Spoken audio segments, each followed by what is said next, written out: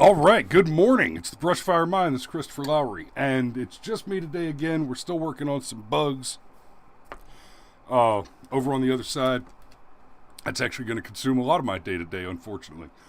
Guys, well, welcome to the I Told You show.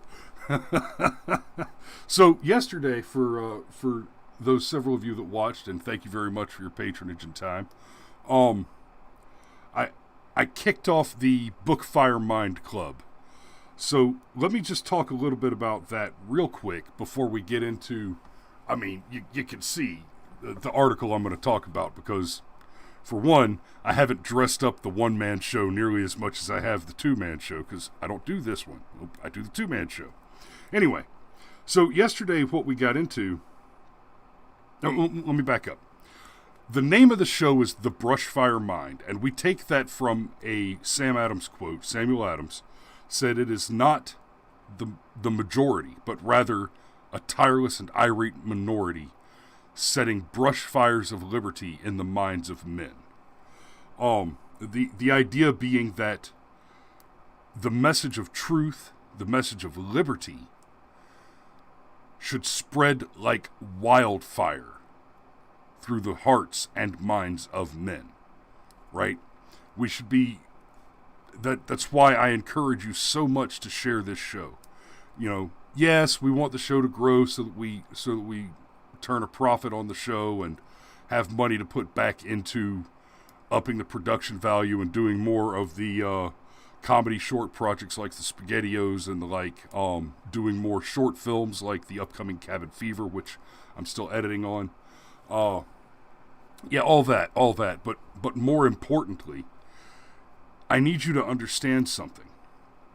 America is not the last free place in the world. It is not. Okay, don't get that confused. It is not the case that tyranny has spread over time and consumed the world, and America is the last place that it's beginning to infect. No. This is the beachhead. This is the first footfall of liberty to our world. The history of mankind is horrifying toil and struggle against imminent death, in which man and woman make a compact together to struggle mightily against the unstoppable ravages of time and nature. Over time, that struggle became global tyranny. Nowhere you could look, whether it was the slave traders of Africa or the slave traders among the warring Native American tribes before colonization, or the slave state of the Indian caste system. The world was a slave state, and then America happened. Righteous, angry, responsive, free-minded men put their feet to soil and liberated it from a tyrannical ruler overseas and established this great nation. The United States of America is the first and only example of freedom in the world.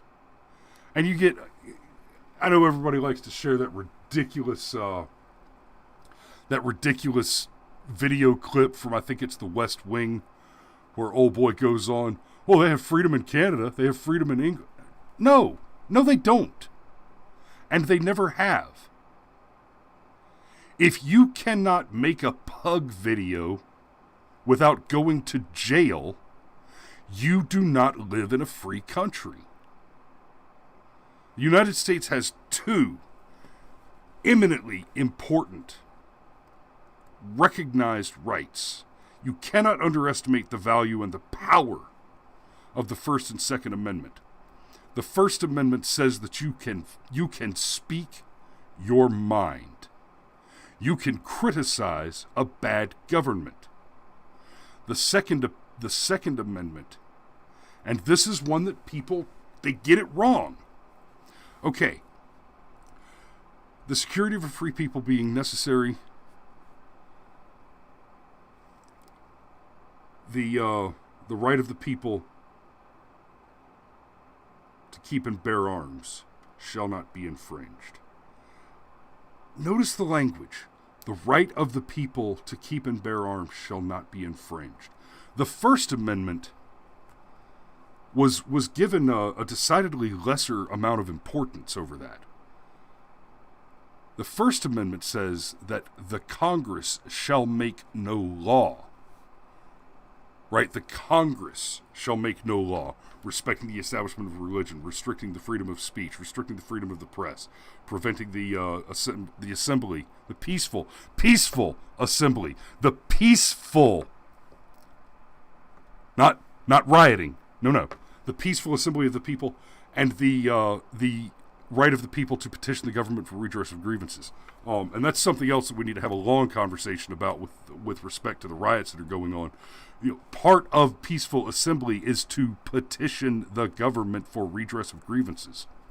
If you don't petition the government and ask for something, then you don't get to be mad when they don't give you something. Similarly, I'd like to point out that you are guaranteed the right to petition the government for redress of grievances does not mean you are guaranteed to have those grievances redressed. It might be that your grievances, Black Lives Matter, are unreasonable, or even, Black Lives Matter, false. Patently false. Now, so here's what we're digging into today. After yesterday's show, where the thing that we talked about the book The Art of War. And the real topic yesterday was censorship and the dangers of censorship coming at us. The gross violations of the First Amendment that are coming at us from big tech, from the DNC and the DNC's militated arms like Black Lives Matter, Antifa, the NAFC, Planned Parenthood, those violent, life-destroying organizations that, let's be real, Planned Parenthood, Black Lives Matter, groups like that, they're essentially organs of money laundering and child sacrifice. Planned Parenthood exists so that the Democrat National Committee has an active money laundering system where they can put federal dollars into a private organization and then take those federal dollars back out of that private organization as nicely washed political donations. That's the real reason they're... Yeah, it's hard to tell. It's hard to tell if that's the real reason they're there, or if it's really just the case that Democrats need to make child sacrifices to Moloch in order to continue to perpetuate their falsehoods. But you mustn't forget that we are not the last free place on Earth. We're the first free place on Earth. Okay? Slavery was ended by the work of the same sort of men that colonized this country. Now, yes. The British did some of the early slave freeing, but we fought the Democrats tooth and nail to the tune of the cost of millions of lives to end slavery in this country. Now, look around the world and find majority black countries with black leaders, and examine the letters from the time of the Emancipation Proclamation and the like, and the times when the Brits were freeing the slaves. And what you will find is not only are they deeply silent on the activity of trying to free the slaves. No, they're not silent on it. They're vocally against it. You'll destroy our culture. You'll upset our economy. We have to slave trade. It's what our people do. If you take away our slaves, we'll starve to death. Oh, Yeah, Andrew Clavin has a great little clip from, oh God, he must have done it 5-6 years ago, entitled "Thank You, Christian White Men," and you should go look that up. It's hilarious and very, very pointed and more pertinent every day. So, yesterday I told you that you need to go buy books, and not just any books. You need to be buying up copies of books like 1984, The Art of War, Animal Farm, Fahrenheit 451, Brave New World, the hydrogen economy, The Anatomy of Power. I can go on all day like this. You need to be buying up copies of Kierkegaard, the suffering unto the sickness unto death, the modern world, etc. You need to be buying up Heidegger, right? Silent Sights. You need to be, hell, get you a copy of Descartes' Meditations on Hyperbolic Doubt. Study this stuff, but more importantly, retain it. Prevent the firemen from coming to burn the books. The best way to save literature and our culture, and I do mean the culture of the human world. Like I said yesterday, I started with The Art of War because the idea is to know thy enemy and to deal with him accordingly. Okay, part of overcoming a dangerous foe is good, actionable intelligence. Actionable intelligence does not just include the target location, time on target, and the mission plan. No. It includes all of the study and knowledge leading up to being able to assemble that intelligence. Understanding how the enemy will work, how the enemy will think. Study game theory. Get smart on game theory. Is the science of understanding how a particular subject is likely to react to activities. It's chess. If I move my pawn, then he'll move his queen, and if he moves his queen, then I'll move my rook, and he'll be in check, and he'll have no choice but to move his king, which will it's about thinking those various steps ahead, right? So study the game theory, study The Art of War, and The Art of War is about protecting that book, is about protecting human culture, right? This isn't, I know the criticisms I'm going to get. You're a white supremacist, you're a white nationalist. No, I'm a white dude. I happen to be white, right? I'm telling you that you need to preserve The Art of War. You need to preserve the Book of the Five Rings, Miyamoto Musashi. You need to study the I Ching. You need to study. Hell, get a copy of the Tao of Pooh and the Day of Piglet. Read these books and keep them. But after everything that I was talking about yesterday about censorship, we have these fantastic stories. And it's just a great big I told you so. California City washes away Black Lives Matter street art after resident asks for MAGA 2020 painting.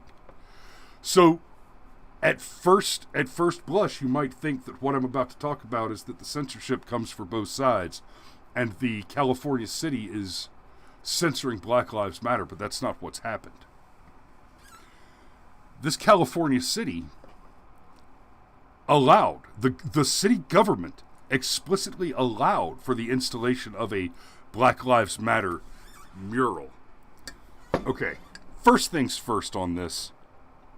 Everywhere that the words Black Lives Matter has been painted in the streets, that is not a mural. That is not a mural. It is a political statement being applied to public property. So let me be very clear on that. A mural would be if on a piece of private property, anything were painted with the involvement and or consent of the private property owner, or a mural which is unobjectionable, a painting which is unobjectionable and not a political statement, especially not a violent, racist political statement. Because make no mistake, the statement Black Lives Matter, when you support Black Lives Matter, you are supporting violent ethno-supremacism. And we've talked about that before, so quite a bit, so I'm not going to go into that in great detail. But just to kind of summarize the concept, the Black Lives Matter organization is a violent ethno-supremacist organization that seeks the destruction of Western civilization. Explicitly. This isn't some conspiracy theory. Go read their website. Explicitly, they seek to destroy Western civilization, and most frighteningly, I think, the family. They hate family. Okay? Again, go look that one up. I'm not going to pull that one up right now because we've pulled up the Black Lives Matter website on the show before and discussed it, but it's explicit. End Western Civ, kill the American family. Okay. That's who they are. And if you fly their flag, you wave their banner, you recite their slogans, what you are doing is you are adding yourself to the den of support. No matter what your opinion is on their particular positions, they are the organization that is going to petition the government and make demands on your behalf. And your voice will be one of those which bolsters their claim to do so. So in this case, what has happened? The massive Black Lives Matter street painting appeared in downtown Redwood City, California. It was washed away, leaving the asphalt without a trace of the message's familiar bright yellow paint. Here's the interesting bits. What happened was, they made the decision to take Black Lives Matter off the street at the first person that proposed the MAGA 2020. So this real estate attorney, Maria Rutenberg, who, by the way, we might just talk about this tomorrow so I can give her the Totar Win sounder. Maria Rutenberg filed for permission to paint a MAGA 2020 mural on an adjacent street. And that's why they tore it down. Because here's what is going on. The city paid for the painting. They didn't just allow the vandals to come out and commit this gross act of vandalism, right? They didn't just allow for public property to be defaced. They didn't just enable violent criminal vandals to come out and destroy public property without the consent of that property's owners. Because if you're painting massive political messages on public property, i.e. taxpayer-funded streets, you are making a political statement on behalf of everyone who funds those streets, whether they agree with you or not.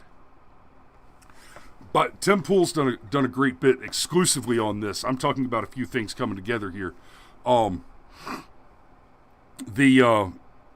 Once the government endorses a statement being made on the streets in this way, they have to let everybody do it. And since the government funded this, that means that they have to fund everybody doing it. And make no mistake, that they removed it does not change that fact. The fact of the matter is, the government explicitly permitted this activity and paid for the paint. Which means that in Redwood City, California, if you want to paint the phrase, "my nuts stink," the city has to buy the paint and provide you a street to paint it on. And please believe me, if they don't do it, you have an extremely actionable case on your hands. And you should go and, well, sue them into the mud. One of the best things that we can hope for is that this activity continues and these Democrat-led cities get run over with lawsuits and bankrupted by lawsuits demanding that if you are going to establish the street as a public forum for the application of graffiti, you must fund it, You must permit it without bias, equal protection under the law, and you must not interfere with its installation. I hope to see many, many more cases like this, right? This is an attempted censorship. They're attempting to censor the pro-Trump speech by walking back their active enabling of the dramatically more offensive pro-Black Lives Matter speech. Okay? Trump is pro-America. Black Lives Matter is anti-America. And anti-white. They are a violent racist organization. I cannot say that. I cannot repeat that strongly enough. And then, almost as if to really prove my original point from yesterday about the censorship monsters coming for us, Tucker Carlson, and I'm pulling up the Vanity Fair article first. I've got a couple of notes on this. Tucker Carlson's rant against the New York Times sure was conveniently timed. Oh, was it? The host started an all-out war with the paper just as he was named in a new sexual harassment lawsuit. You know, I wonder if that doesn't go... If you couldn't say that was the other way around. I wonder if you couldn't say, it sure is convenient that Justice Tucker Carlson is raising up his hackles to defend himself against the New York Times attempting to murder his family. I'll get back to that in just a moment, because all doxing is attempted murder. Let me say that one more time for those in the back. Doxing, 100% of the time, is an attempt at murder. At least an attempt at conspiracy to commit. Now, Tucker Carlson's been accused of sexual harassment. Guys, go read the complaint. The complaint literally says that this woman appeared on his show 3 times in 1 year, and after one of those times, he asked her if she wanted to get a drink after the show, and she said, "I don't want to go back to your hotel room." And he's like, "Whoa, what?" And then, and this is her complaint, he never had her back on the show again. It reminds me very much of the Trump's got like 40,000 sexual assault complaints against him. Yeah, go read them. Go read them. The sexual assault complaints against Donald Trump, they're things like, I'm an adult movie star, and I met Donald Trump at a charity fundraiser that he was doing, and me and my girlfriend went back to his penthouse with him, and he fed us like $1,000 worth of T-bone steaks, and then as we were leaving, he tried to kiss me goodnight. There's another one that's literally porn star meets Donald Trump at fundraiser. They go for a walk on the beach, and he asked her if she wanted to go back to his hotel room, and she said no, and that was the end of it. And the sexual harassment there is, he asked me if I wanted to go back to his hotel room. Bitch, that's not sexual harassment. That's dating. That's flirting, right? Okay, now, I've said on the show that I've got big problems with Trump's fidelity issues. I would prefer that I had a president that didn't cheat on his wife a bunch. Oh, but we don't get a lot of those in America, do we? We don't get a lot of politicians that don't cheat on their wives, and that's the only legitimate complaint you can raise against Donald Trump. I dare you. Bring it on. So, Tucker claims that the New York Times has put together... Okay, let me back up again. Tucker Carlson moved in the last year or so. He moved to a new home. He moved because violent leftists, spurred on by, the New York Times, were showing up at his house and threatening his wife. And they weren't showing up and threatening, we're going to stand in the street and keep you up all night like Mitch McConnell. No. They threatened, we're going to rape and murder your wife while we force your children to watch. Right? That was a threat which was repeated amongst the litany of threats made by these people. And Tucker says that the New York Times is planning to dox him again. I'm sorry, I should rephrase that.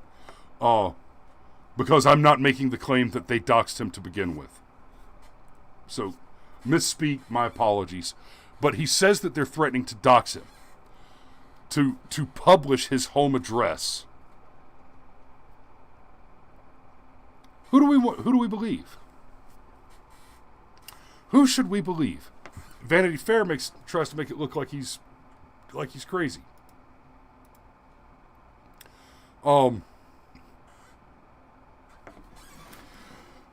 See, PJ Media even uses a more flattering photograph.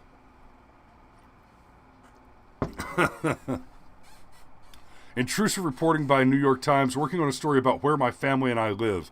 As a matter of journalism, there's no conceivable justification for a story like that. The paper is not alleging that we've done anything wrong, and we haven't. We pay our taxes. We like our neighbors. We've never had a dispute with anyone, so why is the New York Times doing a story on the location of my family's house? We know why. To hurt us, to injure my wife and kids, so that I will shut up and stop disagreeing with them. They believe in force. We've learned that. Right. And there's the 2 years ago, a left-wing journalist publicized our home address in Washington. A group of screaming Antifa lunatics showed up while I was at work. They vandalized our home. They threatened my wife. She called 911 while hiding in a closet.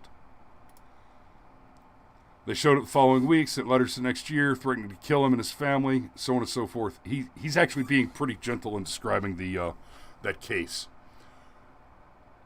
Now, should we give the gray lady the benefit of the doubt and assume that Tucker is overreacting? That's the question that I want to put to you, and I want you to ask yourself that question real quick. And before I offer the proving argument that all doxing is murder, let me just offer this. We'll get back to that. The New York Times doxes freaking evil SEAL Edward Gallagher attempt to denigrate Trump and our military. Oh, what's that? In 2019, about a year ago, the New York Times doxed a U.S. Navy SEAL. I don't care what he did. Okay? Nothing. This is not self-defense. This is not a criminal attempting to murder you and then you killing them back. Right? Now, you have the right. You have the right to stay alive and kill people back when they try to kill. If somebody tries to kill you, you've got the right to kill them right back. Right? This is not that. This is something else. This is the New York Times identified a target and attempted to have him murdered. They doxed him. New York Times doxes James O'Keefe's wedding in hit piece on Eric Prince. They published the location of somebody's wedding to have... Oh, Jesus. Kathy Griffin calls for doxing high school kids. Right? And then... Pure evil, Dems and far-left media dox high school boy in MAGA hat for standing silent. That's right, we're talking about Nick Sandmann. Guys, not only did they dox Nick Sandmann, it was such a blatant attack that Sandmann has taken a huge chunk of money out of the New York Times in one of several defamation lawsuits that is going very well for him.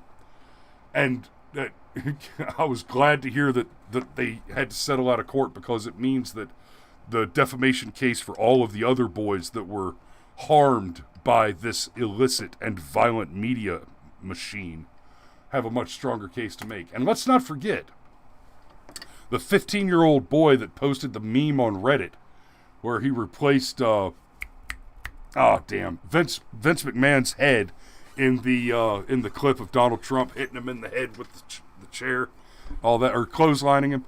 Right? It was a funny meme, guys. Have a laugh. Okay, speech is not violence, but doxing is. Oh, there was one more I wanted to pull up. Let me see if I can find it real quick while I'm explaining the rest of this.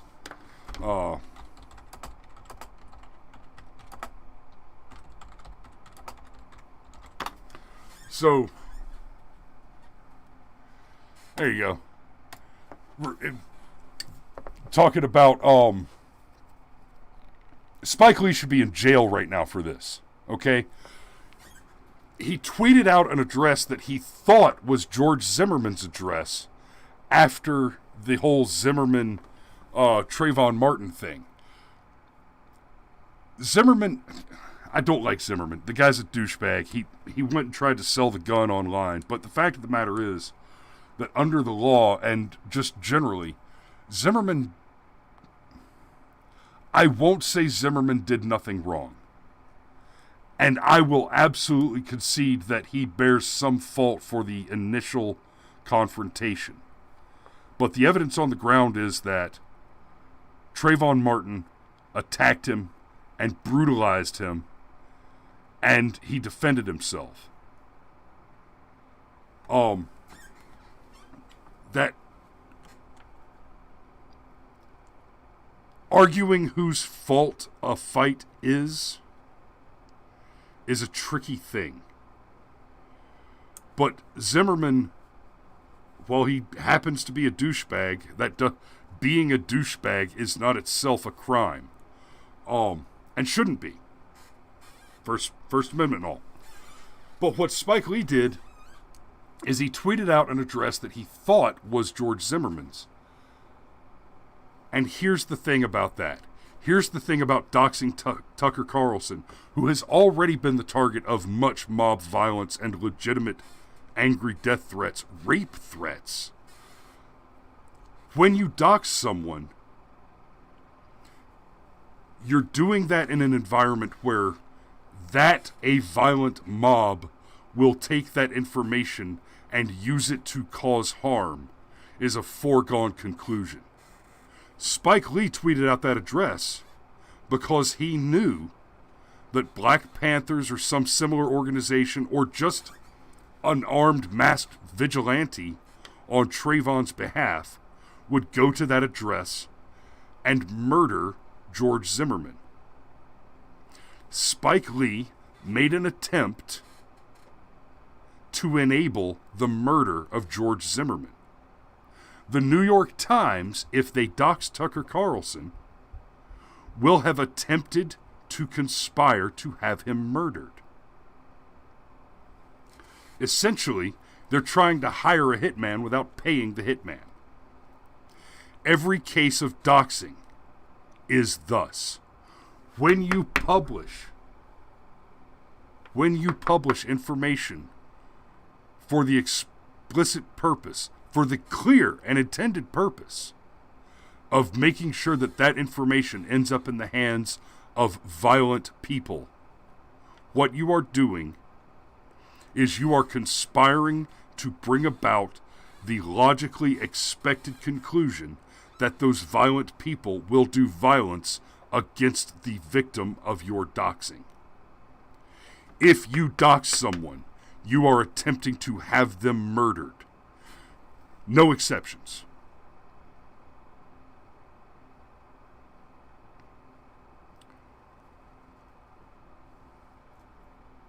Morning, Danny. So, here's the funny in it. All this was breaking news within like an hour yesterday of me talking about the censor trolls. Right? Now, I will grant the possibility that what the culpable parties at the New York Times think their intent is, and intent is subjective, I'll grant that. I will grant that what they think their intent is may be that they seek to have Tucker's sponsors boycotted. But that'd be hard to argue. It's easy enough to list Tucker's sponsors and demand a boycott without doxing him.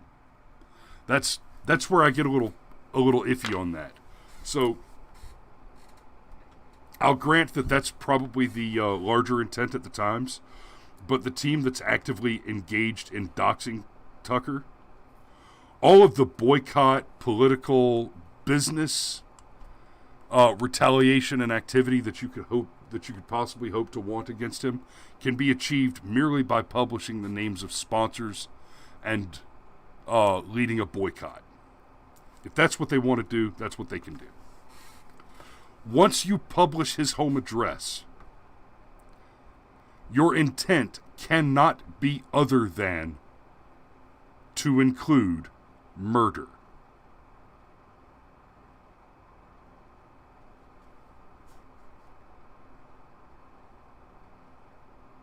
And even if he's not murdered, even if he and his family are not violently raped and murdered on a Facebook live stream, which doesn't get pulled down because it's being done by Black Lives Matter instead of by the Proud Boys, because there's no racism on Facebook. Even if that's not what happens, why? Even someone just like, I'm not standing outside of Nancy Pelosi's house screaming through a bullhorn to keep her up at night. I'm not prank calling her at 2 o'clock in the morning. In fact, no one is. We know that no one is because that would be headline news. She would cry and complain about it all day.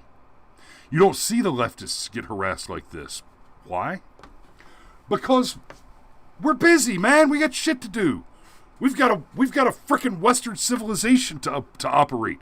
We've got businesses to run and people to employ. We're too busy signing the checks that fund your welfare so you can go out there and protest instead of getting a goddamn job. So, I say this to the New York Times. I beg, I plead to the New York Times. Please, don't murder people over your political disagreements. And just one more time, Spike Lee should be in prison, both for his attempts to murder George Zimmerman and for his crimes against cinematography. And I think I'll close it out there. It's hopefully we'll get Cameron fixed up soon and get all that solved, and we'll be back to our normal morning show. And I will see you guys tomorrow. Y'all be safe out there.